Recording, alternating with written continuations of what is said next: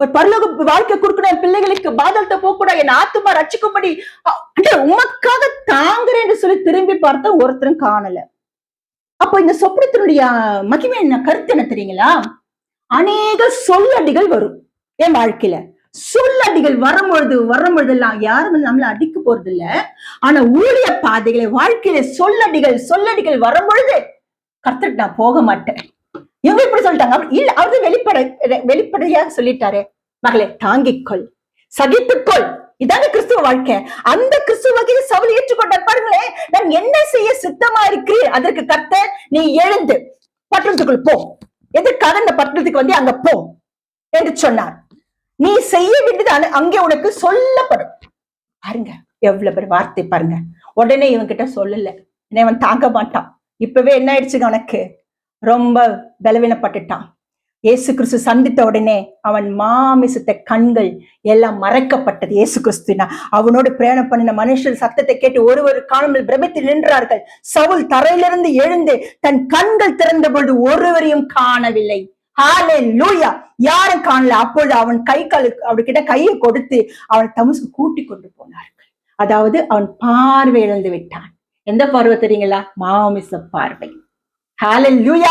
இயேசுவை சந்திக்கும் பொழுது இதை வாசிக்கும் போது ரொம்ப சந்தோஷமா இருக்கும். ஏசப்ப யாரெல்லாம் சந்திக்கிறார்களோ அவங்களுக்கு இந்த மாமிச கண்கள் காணப்படாது. ஆமென்.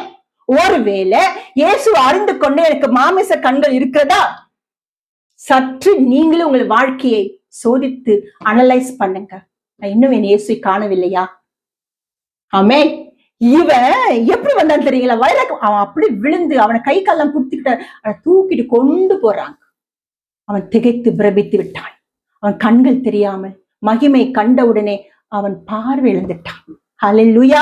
அவனுக்கு மனக்கண்கள் திறந்துருச்சுங்க. பாருங்க ஆண்டவர் பாருங்க, அவன் 3 நாள் பார்வை இல்லாமலும் ருசியாமல் குடிக்கல. 3 நாள் சாப்பிடலங்க, ஃபாஸ்டிங் போட்டுட்டான். அவனுக்கே தெரியாது. ஹல்லேலூயா. வைராக்கியம் உள்ள பிள்ளைகள் இயேசு கிறிஸ்துவை சந்தித்த உடனே அவன் கிறிஸ்துவுக்குள் கட்டப்பட்டு விட்டான். இவனுக்கு யாரும் சொல்லல, உபவாசம் பண்ணுப்பா, 3 நாள் உபவாசம் பண்ணுவோம், வாருங்கள் 40 நாள் உபவாசம். கிறிஸ்து அதுல ஒண்ணும் கிடையாது.